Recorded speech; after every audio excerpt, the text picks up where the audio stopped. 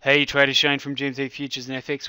We're going to import the next of our systems into our mandate calculator, and this one is on soybeans. Obviously our previous strategy was FT09 soybeans, and that was an intraday swing trading strategy. This is our cycle trader, so I thought I'd put in a cycle and trend just to give you a look at basically how these are tracking as far as performance and see any. So we'll do that now. We'll save. So we've got our performance report. We'll bring that up, and we want to save that into our. We'll do this into Excel, and we're going to call this is obviously CT44, which is our cycle trader 444, which is our cycle trader strategy, and I've got that saved already, so we'll call that new. Now I'm going to bring over my mandate calculator, and this is the soybeans one. Version 2 is what we're operating off. So we need to open up that spreadsheet, so we'll do that now, and we'll go to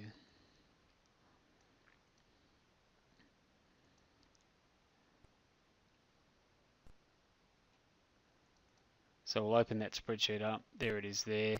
That's the strategy, and we'll just grab the trade list. So we need to go in as we did before, highlight and copy the trade list, and then we're going to go into our mandate calculator. Before we do that, we'll just double check in our mandate calculator that we actually have room for this system to go in. So we'll go to mandate calculator soybeans.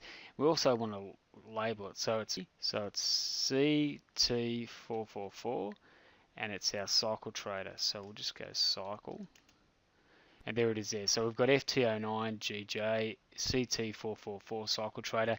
No data in there, so basically I should be able to go to system inputs, and that should be clear and free, and it is. We know that it's a futures contract, so it's going to be one lot. So we'll now go to our data here, copy that data over. Remember, we don't have to do paste value, copy values, we just have to, or paste values, we just do a straight paste. We need to go to the top of the spreadsheet, which we're at, and we'll just paste that data in, and you'll see it start lining up nicely. Okay, so fantastic. So now we have two systems in there. Now this system that we've put in is a cycle trader strategy. It's made 15k. Its average trade net profit is 143. Its max drawdown is 2,105. So we need to change the R break value up here, and we'll make that 2,200. So that's at the point at which we would turn this system off. So that tells us that the current drawdown is 775, so we've got 1425 left before this system turns off.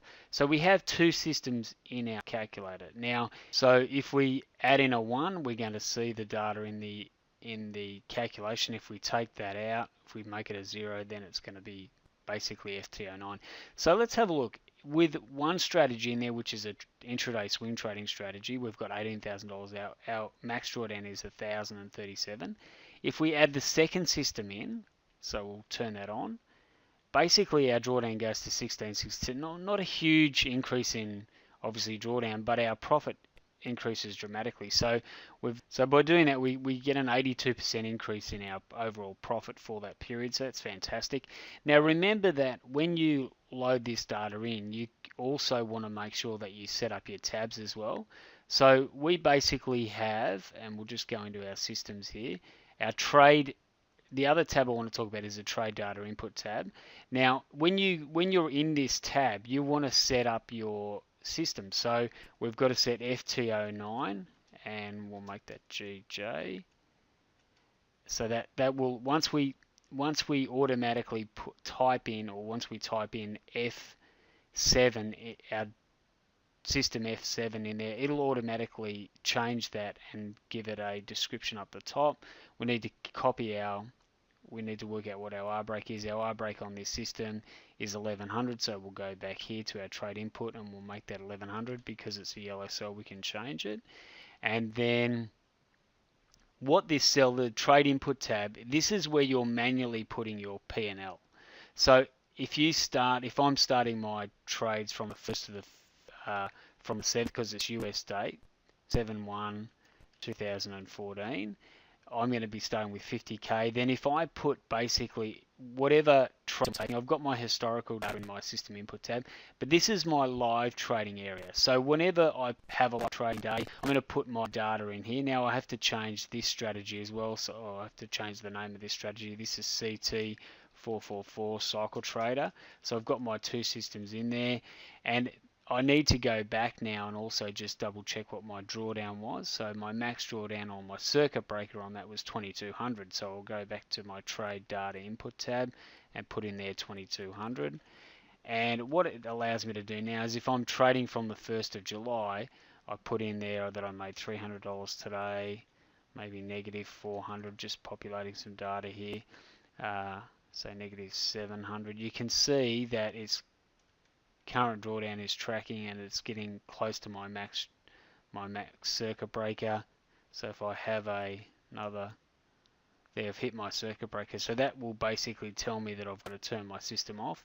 But if I, for example, the other thing it's doing is it's giving me my daily. So if I change this data to say 400 positive, then I go to today's data and I go negative 300, it will automatically tell me what my daily drawdown was for that day, and it'll tell me what the weekly drawdown is. So then I can go in here and go negative 300, so that's 1.21% on 50k. So it's giving me my daily, weekly and monthly drawdown, which is exactly what we want. This is the information that we need, and that way you can track how your systems are running. So you can, and at the end of the week, then you can add in your system data at the end of the week and just make sure it matches up with your live trading data, because your trade input data or your trade data input, this is your live trades, what you actually got from your trade manager, the actual trade fills. So this is the overall P&L. Now you can go into your trade input data and modify that on a weekly basis. So traders, as we're entering data into our live data sheet, so our trade data input tab, this is where our live trades are being tracked.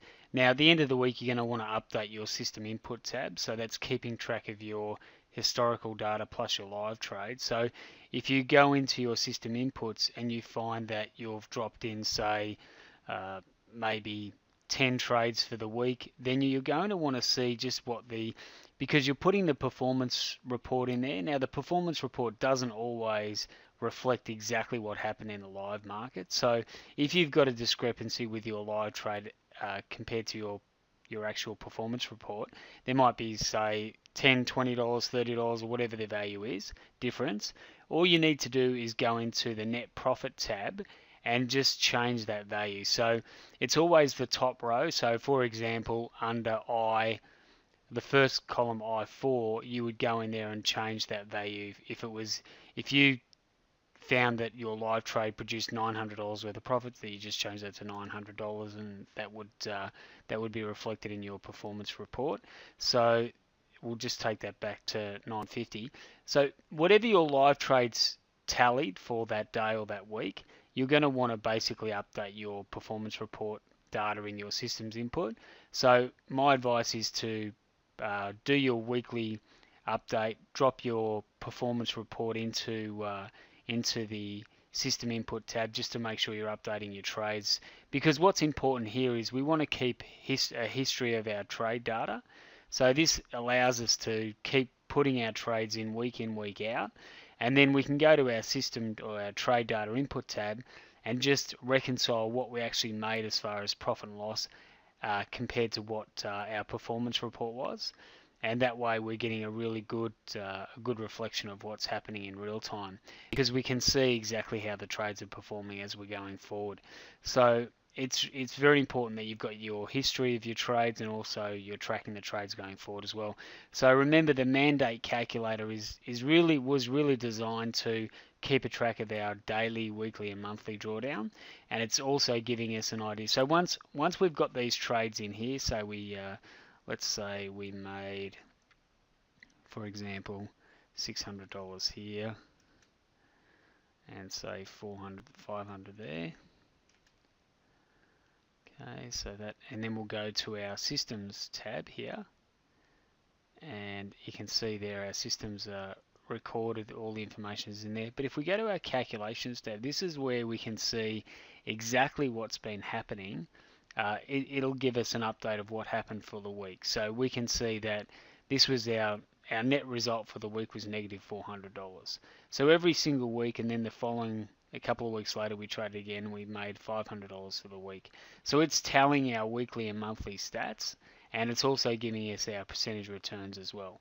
So that's great, because we need to know what and it's important that we have that information, because we need to keep an eye on exactly how our system's performing, and we also want to know where our profit's coming from as well. Obviously, we want to see, if we're looking at systems here, we want to see which systems are making the most money.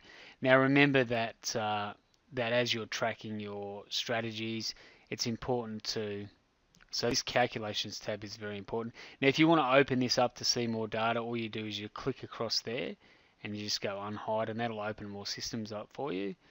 Obviously I don't need that many at the moment, so I'll just undo that, and then basically I've got a very quick snapshot of how my system. Alright traders, that's going to wrap it up for me. So thanks for your time, and we'll catch you on the next video update. Cheers.